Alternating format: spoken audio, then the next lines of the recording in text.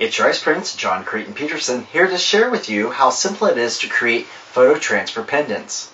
Creating pendants with your own images is very simple and can be done on a variety of different surfaces. For today's tutorial, I'm going to be using my own images, and these are pictures that I took when I was down in New Orleans, and I just shrunk them down. And these are color copies, so you want to make sure you're using toner-based images for this process. And then I have some metal dog tags that we're going to be transferring the images onto. I have some creative medium on my palette knife, and I'm just going to spread this evenly over my dog tag. And you can use any of the gel mediums. I just found that the transfers work the best, in my opinion, with the creative medium. So I'm just going to get a nice even coat on there. Now I'm going to take the dog tag that has the creative medium spread across it, and I'm going to place this face down onto my image. And I like to do that just so I can line the image up better. Now I'm just going to kind of squeeze it down just like that.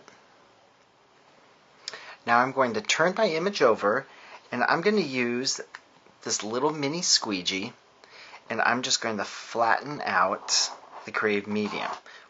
Basically, I'm brayering it down onto the image, and I'm also getting the excess creative medium out of there. Now I'm going to lift this up, and I'm going to allow this to air dry. Once you've allowed your image to completely dry, you're just going to take your image and drop it into a little container of water until the image starts to show through on the paper. I only had to let this soak for maybe 2 or 3 minutes, and the image is already kind of poking through here, and this is what I meant by the paper kind of going translucent.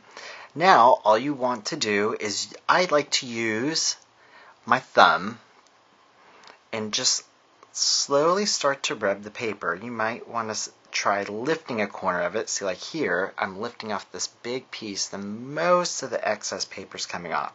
The longer you let this soak, the easier it is to get the paper to come off. So just lightly, and this is with a gentle hand, so no heavy hands here. This is soft kitty, warm kitty.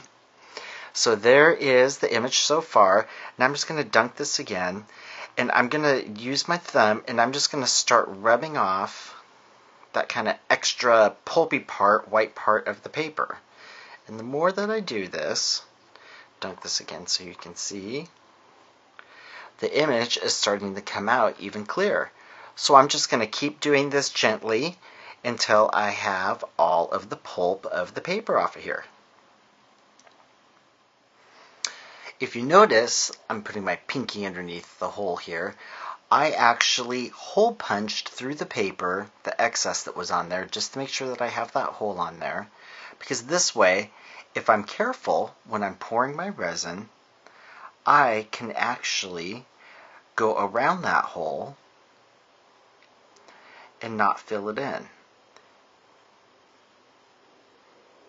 all has to do with surface tension, and I know I should have paid attention better in physics class in high school to tell you why, but you can see right there that I'm right up to the hole and it's not going in. So as long as I'm careful, I can spread my resin around that hole and it won't fill in. So now I'm just going to continue covering my dog tag, and then I'm going to let this set. And here is our finished dog tag with the photo image transfer after we've had the resin set on it. And to complete it, all you need to do is just add a jump ring, and you can just put it on to a ball and chain. Real simple and easy. You can also do single-sided, or if you want to get real creative, you can do a double-sided with the same process.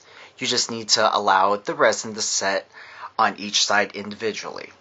For more great tips and techniques, be sure to check out the ICE Resin blog.